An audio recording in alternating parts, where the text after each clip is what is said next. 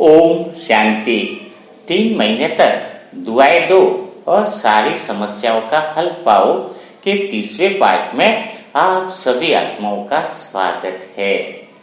छोटा बच्चा 2 से 3 साल में बोलना सीख जाता है, लेकिन हमें किस समय क्या बोलना चाहिए वह सीखने में उम्र लग जाती है।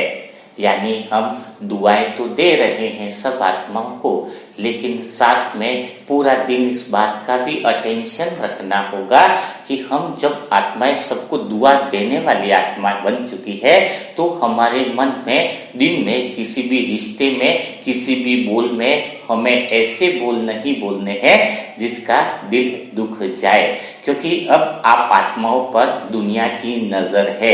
आपको दुनिया पहचानती है कि आप दुआ देने वाली आत्मा हो, तो फिर गलती से दिन में भी किसी के प्रति अशुभ भावना या दुख के बोल आपको नहीं बोलने हैं।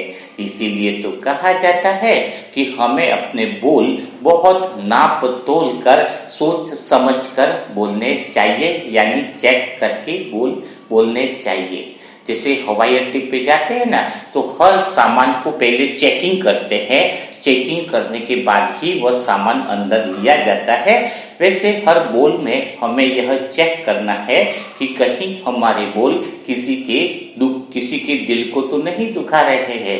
यानी इस बात की चेकिंग हम आत्माओं को पूरा दिन रखनी है, ताकि हमारा जो उद्देश्य है कि हम तन से भी सुखी रहे, मन से भी सुखी रहे, धन से भी हमारा जीवन सुखी रहे, वह सारी चीजें ऑटोमेटिक होना चालू हो जाएंगी। क्योंकि कहते हैं ना कि इस जीव के अंदर एक भी हड्डी नहीं होती है, थोड़ा सा गलत बोले तो सारी हड्डियां तुड़वा देती है। यह जीवन के अंदर कहते हैं कि दुनिया में अगर कोई सबसे ज्यादा कोई कड़वी चीज है तो वह है जीव के बोल। दुख देने वाले बोल दुनिया में जहर से भी ज्यादा कड़वे माने गए हैं, और जिसके बोल मधुर होते हैं वह समझ लेना कि वह आत्मा दुनिया की सर्वश्रेष्ठ यानी पुण्य आत्मा बन चुकी है। तो हमें दुआओं देने वाली ग्रुप के अंदर हम जब शामिल है तो हमें किन किन बातों का थोड़ा अटेंशन रखना है, आज शांति से थोड़ी वही बातों पे हम चर्चा करेंगे। तो सबसे पहली बात है कि हमें समय का सदुपयोग करना है। आलसपन बिल्कुल नहीं होना चाहिए। आप दुआ देने वाली आदमी हो, यानी जब भी किसी भी समय कोई भी पल ऐसा अगर आपके दिमाग में ख्याल आता है कि मैं दुआएं 5 मिनट बाद दूं, तो भी आपके अंदर वह आलसपन गिना जाएगा। भगवान कहता है संगम युग का एक एक सेकंड कीमती है। यानी जब अंदर ख्याल आए कि मैं 1 मिनट बाद भी दुआ दे रहा हूं तो वह आलसपन है। यानी आपको समय का सदुपयोग करना चाहिए। जैसे आप किसी डॉक्टर के पास अपॉइंटमेंट लेने के लिए गए, अपॉइंटमेंट लिया हुआ है, अब आपको पता चला कि 10 मिनट बाद उनसे मिलना है, तो तुरंत अपना 10 मिनट का समय मिला है उसको वेस्ट बातों में न ले जाकर आप दुआएं देना चालू कर दो। जब आपको पता है कि आपको कहीं पर बुलाया गया है, कहीं इंतजार करना पड़ा है, रेलवे स्टेशन पे 5-10 मिनट का एक्स्ट्रा समय मिला है, तो उबासी मत लो, इधर उधर की बातें मत करो, समय का सदुपयोग करो।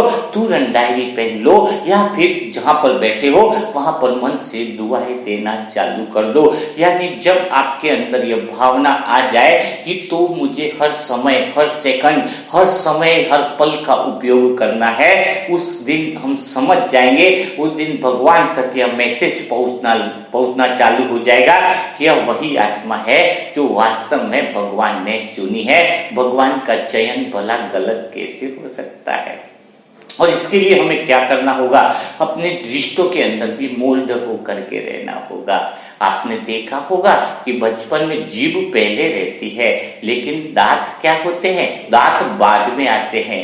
लेकिन बुढ़ापे में आपने देखा ना कि जो दांत बाद में आए हैं वो दांत पहले चले जाते हैं, लेकिन जीभ रह जाती है। यानी जीभ में मुलायमता का गुण है, नम्रता, यानी मोल्ड हो जाती है, जिधर भी मुड़ाए उधर मुड़ जाती है। लेकिन दांत थोड़े कठोर होते हैं, और जब हम अपने जीवन में हार्ड स्वभाव रखते हैं, कठोर स्वभाव रखते हैं, ईगो रखते हैं, अहंकार रखते हैं, तो फिर हमारा गिरना तय होता है। हम जितने नम्र चित्त रहेंगे, जितना हम झुकना सीखेंगे, जितने हमारे अंदर एक ऐसी क्षमा याचना की भावना होगी, उतना ही हम अपने जीवन के अंदर आगे बढ़ते जाएंगे। तो सदा खुश रहने के लिए आपको कुछ चीजें बताई जाएंगी जिससे आप हमेशा खुश रहोगे, क्योंकि दुआ देने वाला ग्रुप है तो भला सदा खुश कैसे नहीं रह सकता है। तो सदा खुश रहने के लिए 2-3 बातों का ख्याल रखना है, क्योंकि आप जब तक खुद खुश नहीं होंगे तो भला दूसरों को खुशी कैसे दोगे। तो पहला काम करना है, खुशी के लिए क्या है, अगर हमने अखबार में सुबह उठ करके अपना अनुभव बताया कि अखबार में पहले मैं नेगेटिव कुछ भी न्यूज आती थी तो पढ़ लेता था शुरुआत में, तो फिर ऐसा लगता था कि दुनिया में सारे बुरे काम ही हो रहे हैं। ऐसा ही मुझे फीलिंग आता था, इस दुनिया में तो कुछ अच्छे काम होते ही नहीं है। फिर अचानक गली से हमारा एक कॉलेज में एक बच्चा पढ़ता है, उसने न्यूज मुझे बताई कि आज संडे हम जा रहे हैं। मैंने कहा कहाँ जा रहे हो? बोले हम संडे के दिन सभी स्टूडेंट जो है, मेरे फ्रेंड है, वो अपनी पॉकेट मनी जो मिलती है उससे हम शहर में घूमते हैं, गली मोहल्ले में जो भी गरीब लड़का दिखता है उसके हाथ वगैरह पे नेल कटर से कटिंग कर लेते हैं, किसको साबुन की जरूरत है साबुन देते हैं, किसको नहलाने की जरूरत है तो नहला देते हैं। वो इतना अच्छा काम कर रहे हैं। मुझे वो चीज, वो बात सुनकर बड़ी खुशी हुई। तो मुझे अनुभव हुआ कि जब मैं अच्छे कामों को देखता हूँ, किसी अच्छे कामों की खबर सुनता हूँ तो मेरे दिल को बहुत खुशी होती है। वरना मेरा पूरा दिन जब ऐसी उधर उधर की खबर सुन लेते हैं जो नेगेटिव है, उसको सुनने से हमारा दिन बड़ा खराब होता है। और अखबार में आप देखना, कोई अच्छा काम होगा उसकी खबर नहीं दी जाएगी। जैसे अभी अपने मनसा सेवा ग्रुप में कितना अच्छा काम हो रहा है, दुआओं से इंसान ठीक हो रहा है, लेकिन ऐसी खबर अखबार में नहीं मिलेगी। अखबार में बहुत उल्टी खबरें होंगी तो ही मिलेगा। कुत्ते ने इंसान को काटा तो कोई भी खबर नहीं बनाएगा, इंसान ने कुत्ते को काटा तो हेडलाइन में लिखा जाएगा। तो ये अखबार जो है पूरी नकारात्मक न्यूज से भरा हुआ है। तो आपको क्या करना होगा, आपको एक बात पक्की बना लो। जैसे मुझे उसकी खबर मिली तो मुझे खुशी हुई, फिर मेरे को अनुभव हुआ कि जब किसी के लड़की का कॉलेज में सिलेक्शन हो गया, एग्जाम में सिलेक्शन हो गया, सीए बन गया, तो मैं खुशी उसको ही है, लेकिन मैं यहाँ पर जैसे कि पार्टी मना रहा हूँ, भोग लगा रहा हूँ कि वास्तव में उस आत्मा ने कामयाबी हासिल की। जब भी खबर मिले कि किसी इंसान ने बहुत अच्छा काम किया है, भले आप जानते हो या नहीं जानते हो, पहचान हो या नहीं हो, अगर आपके अंदर ये पता चलता है कि उस आत्मा ने किसी के लिए बहुत अच्छा काम किया है, किसी गरीब की मदद की है, किसी को तन से, किसी को मन से, किसी को धन से, तो आपको उसको क्या करना है, उसको ब्लेसिंग जरूर करना है, उसको अप्रिशिएट जरूर करना है। इससे होगा क्या, आप बहुत अच्छा लगेगा कि जब आप किसी और की खुशी में शामिल होते हो, किसी और की खुशी के अंदर समाचार सुनते हो, तो समझ लेना आपके पास भी फिर स्वयं के लिए भी हैप्पी न्यूज ही आती रहेगी। यानी जब आप सोचते हो कि मैं किसी आत्मा को भी खुश कैसे रखूं, यानी सच्चे दिल से उसको खुशी मिले वैसे ही काम करूं। मैं आत्मा कभी भी किसी के काम की प्रोग्रेस में अपनी टांग नहीं अड़ाऊं। अगर मैं किसी के प्रोग्रेस में अपनी टांग अड़ाती हूं, मैं आत्मा रुकावट पैदा करती हूं, तो फिर मेरे जीवन में भी रुकावट आना स्वाभाविक है। और हम तो दुआएं देने वाले ग्रुप है, तो भला हम किसी के जीवन में रुकावट कैसे पैदा कर सकते हैं। तो अभी आज से आपको क्या टेंशन देना है कि हमें बुरी खबरों से बचना है, गलत न्यूज से बचना है, क्योंकि इसका असर मन पर बहुत पड़ता है।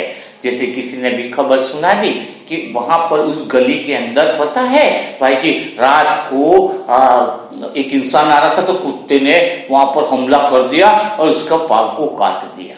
ठीक है, अब मैंने सुन लिया, फर्क क्या होगा ये समझ लीजिए। अब 2-4 दिन बाद उसी गली से मेरे को निकलना हुआ है।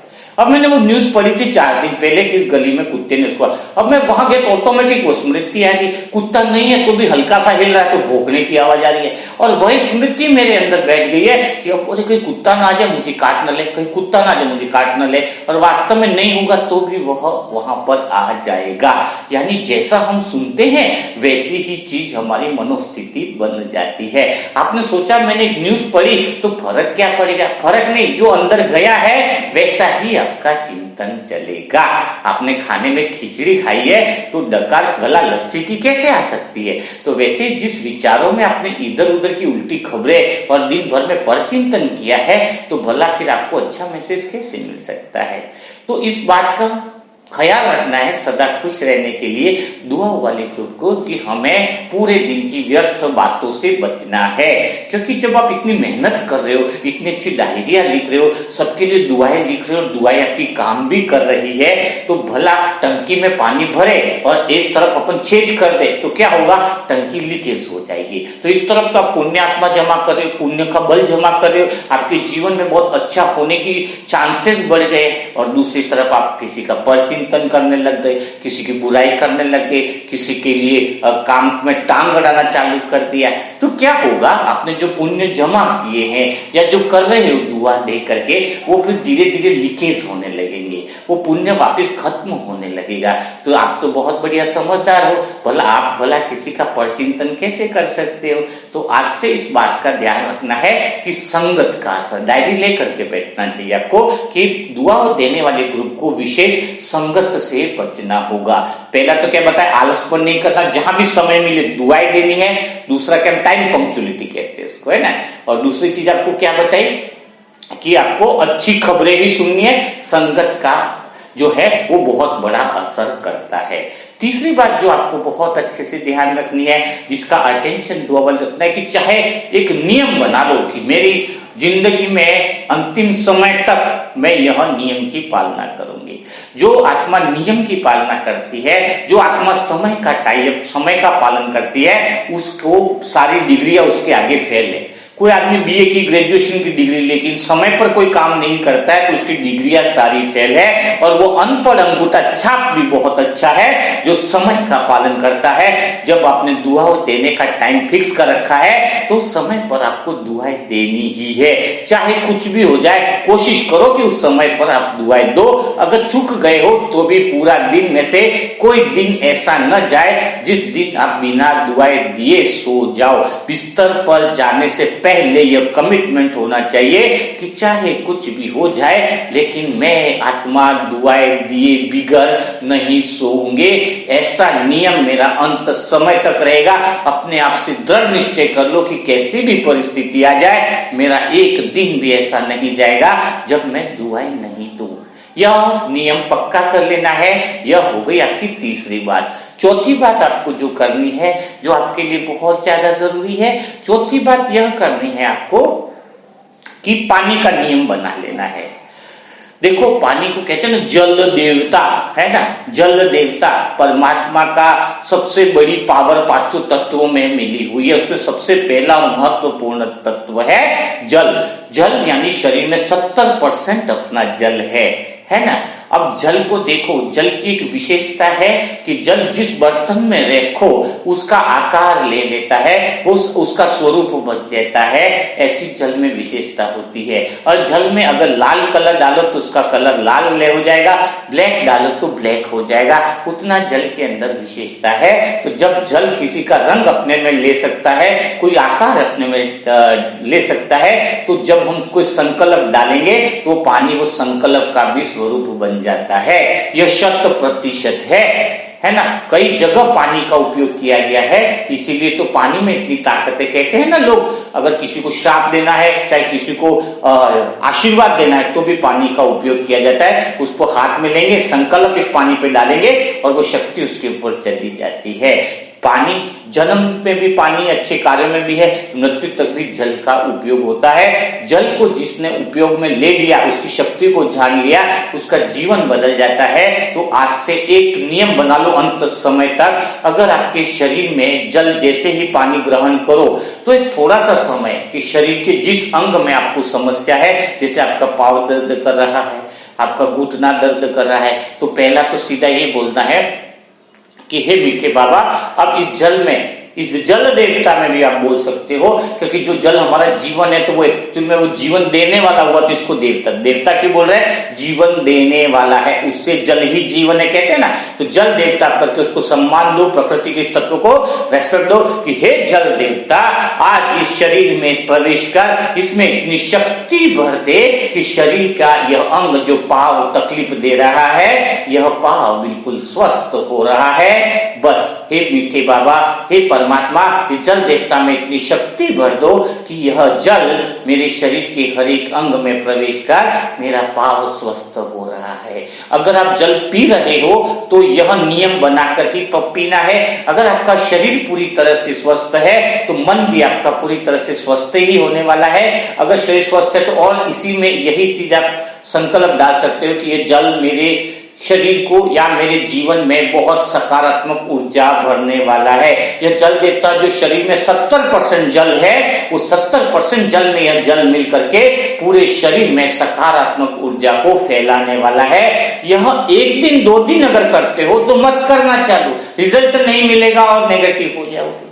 करना है तो एक नियम बना लो कि आज मुझे एक तो दुआ देने का नियम पक्का रखना है, चाहे मैं जल का पीने के समय मुझे इसका नियम रखना है। क्योंकि जब किसी के घर पर भी जाते हैं तो स्वयं भगवान ने कहा है कि पानी तक नहीं पीना। इसका अर्थ क्या है कि वो कौन से विचार उसमें पानी में डले हो और आपको पिला रहे हो। बाई चांस आप उनको कहीं जाना है और आप मेहमान बनकर चले गए, अब वो पानी ला रहे तो क्या ले संकल्प लेके लाएंगे, और आज तो हमें घूमते जाना था, कहां पर इधर टपक गए, अभी इनको आना था। अब वो जल तो ला रहे लेकिन वाइब्रेशन क्या है, पूरे दुख के परेशानी के वाइब्रेशन है जो आपके शरीर की एनर्जी को बिगाड़ सकते हैं। तो अगर वो खराब विचार से लाए तब भी आप अच्छा 30 सेकंड लगते, 10 सेकंड खाली बोलने में अगर आप बोलते हो तो आपके शरीर में बहुत बड़ा परिवर्तन होगा। वो कठोर विश्वास के साथ आपको बोलना है। इसी तरह से जब हम किसी को जल देते हैं, पीने के लिए देते हैं, तो उसमें शुभ वाइब्रेशन डाल के दो कि पानी उसके शरीर के अंदर पूरा स्वस्थ कर देने वाला है। इसके मन में जितने भी दुखी विचार है उसको सकारात्मकता के रूप में बदलने वाला है। तो जो आपका दुआओं का ग्रुप है ना, वो पानी पिलाते वक्त भी दुआ देने का काम करेगा दूसरे को, और खुद जब पानी पियोगे तो वो खुद के लिए वही दुआ दवा बन जाएगी और शरीर सदा के लिए आपका क्या रहेगा, शरीर सदा के लिए स्वस्थ रहेगा। एक लास्ट चीज है जो दुआओं वाले ग्रुप को बहुत ज्यादा अच्छे से करनी है, तो उसको थोड़ी सी कहानी के साथ मैं आपको समझाना चाहूंगा कि कैसे इसको करना है। हमारे घर पे शुरुआत में बाबा के बच्चे बने हैं तो शिविर चल रहा था। एक बहुत पुराना प्यारा दोस्त आया, उसने मुझे बोला कि मैं बहुत दुखी हो रहा हूँ क्योंकि मेरे एक क्लाइंट ने मुझे साथ बहुत बड़ा बुरा व्यवहार किया है, बहुत उल्टा सीधा मेरे साथ बात करी है। मैं कुछ बोला नहीं, ठीक है जाने दो। दूसरे दिन हुआ, 4 दिन हो गया वो, लेकिन दोस्त बोले कि मैं तो भूल ही नहीं पा रहा हूँ, कुछ तो बताओ कि मेरे साथ इतना घटिया व्यवहार किया, उसने ऐसा व्यवहार करने की हिम्मत कैसे हुई, और दूसरे इंसान पर भी मेरा भरोसा नहीं रहा। मैं इस बात को भूल नहीं पा रहा हूँ, मेरे दिल में बड़ा हृदय में दुख पहुंच रहा है। वो मेरा इतना पुराना क्लाइंट है, इसके साथ अच्छे संबंध है मेरे, और वो मेरे साथ ऐसा व्यवहार कर सकता है, वो मेरे साथ ऐसा बोल सकता है। तो बात मैंने पकड़ ली है, वो छूटने का नाम नहीं ले रही है। मैंने बोला ठीक है कोई बात नहीं, कुछ बोला नहीं, पर उसको मेरे पे भरोसा था कि भाई जी कुछ बोल नहीं रहे तो कुछ न कुछ तो रास की बात होगी। फिर एक दिन क्या हुआ, शाम के समय वो सोए हुआ था भाई, तो मैं उसके पास आया और ग्लास में बहुत ज्यादा भी गर्म नहीं लेकिन लगभग गर्म दूध कांच के ग्लास में ऊपर रुमाल लपेटकर उसके पास लाया, और जैसे लाया मैंने टेबल पे रख दिया और उसको बोला कि जैसे जगह के बोले दूध ले लो, है ना। रुमाल तो मैंने हटा लिया, ग्लास रख दिया और फिर बोला कि मैं दूध ले लो आप, है ना।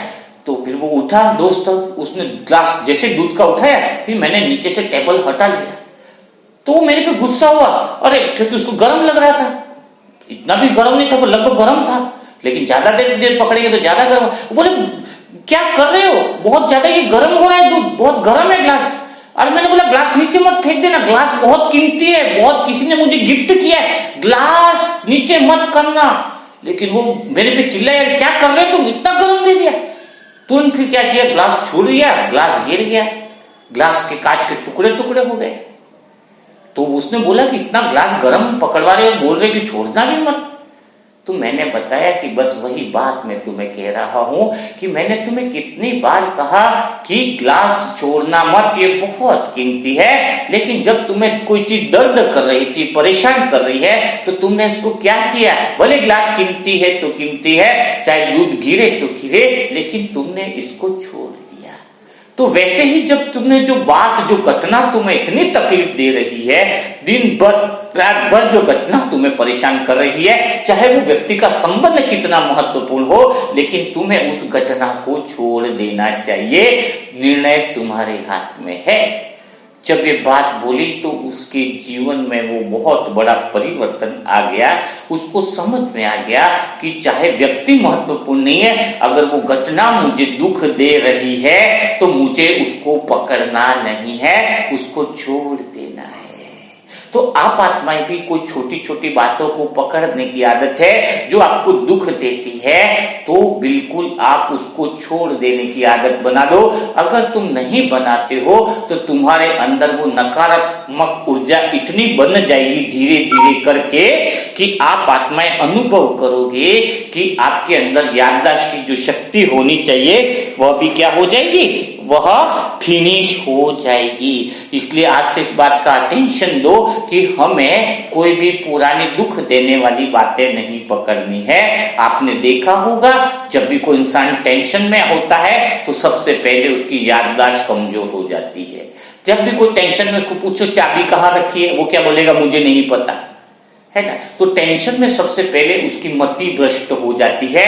तो हमें तनाव में नहीं आना है, ऐसी बातों को छोड़ने का अभ्यास करना है। जैसे ही आप अभ्यास कर रहे हो प्लस दुआएं दे रहे हो तो आपके जीवन में बहुत बड़ा परिवर्तन आएगा।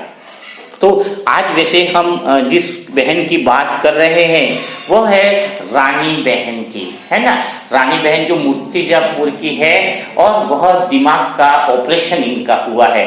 सोचो बहुत गरीब घर की है, उनके हस्बैंड वगैरह हैं, तो बच्चे भी हैं इनके, लेकिन ऑपरेशन कराने तक का भी उनके पास पैसा नहीं था। परमात्मा ने बहुत सारी आत्माओं के सहयोग से उसका ऑपरेशन कराया और मूर्ति आकुला के अंदर ही ऑपरेशन हुआ उनका। लेकिन परिस्थिति कुछ ऐसी आ गई है कि 4 महीना हो गया यह आत्मा कोमा में है, अभी तक इसका होश नहीं आया है। सोचो यह शरीर का होश है, नहीं आया, लेकिन वह आत्मा अंदर से बहुत ज्यादा परेशान है, क्योंकि जब वो महसूस कर सकती है लेकिन जब वो बोल नहीं पाती है, अपना हाथ नहीं हिला पाती है कि मुझे यहाँ तकलीफ है, जब कुछ भावना है वो रिप्रेजेंट नहीं कर पाती है, तो सोचो वो आत्मा अंदर से कितनी तकलीफ में होगी। वो बहुत ज्यादा तकलीफ में हम अनुभव कर सकते हैं। अगर आपको कुछ बोलना है और आप मुंह से बोल ना पाओ, आपको कुछ देखना है, कुछ बातें अनुभव की हुई बातों को शेयर करना है, आप शेयर न कर पाओ, तो सोचो जरा कि आपकी क्या स्थिति होगी। प्लस उसके बच्चे, है ना, तो उसके बच्चे भी कितने परेशान हो रहे हैं। हस्बैंड के पास भी इतना कोई आर्थिक इनकम का कोई सोर्सेज नहीं है ना। तो अब हम आत्माओं को मिलकर इस रानी बहन के लिए दिल से इतनी अच्छी ब्लेसिंग करनी है कि वह आत्मा होश में आ जाए, वह आत्मा परेशानियों से मुक्त हो जाए, यह आत्मा तकलीफों से मुक्त हो जाए। रानी बहन के चेहरे के भाव ही यह दिखा रहे हैं कि वो अंदर से कह रही है, हे मनसा सेवा ग्रुप की आत्माओं, प्लीज कृपा करके मुझ आत्मा को इस पीड़ा से, परेशानी से मुक्ति दिलाओ। बहुत समय हो गया, उसकी अंदर की पीड़ा, अंदर का दुख आप सब आत्माओं के हृदय तक पहुंचना चाहिए, स्पर्श होना चाहिए अंतर मन को कि यह आत्मा कितनी पीड़ा में है, कितनी परेशानी में है, और इस आत्मा को इतना उचित इलाज भी नहीं मिल पा रहा है, कारण थोड़ा आर्थिक समस्या भी है। लेकिन हम आत्माओं को क्या करना है, यह जो आकोला मूर्तिजापुर की जो बहन है, रानी बहन, इसको बहुत ढेर सारी दिल से दुआएं देनी है, क्योंकि कहते हैं जिस आत्मा का कोई भी नहीं होता है उसका परमात्मा होता है। जब सारे दरवाजे बंद हो जाते हैं लेकिन परमात्मा का दरवाजा खुला रहता है, तो अपने सच्चे दिल से, अंतर मन से कपाट दिल के, सच्चे दिल की दुआओं के खोल दो इस आत्मा के लिए।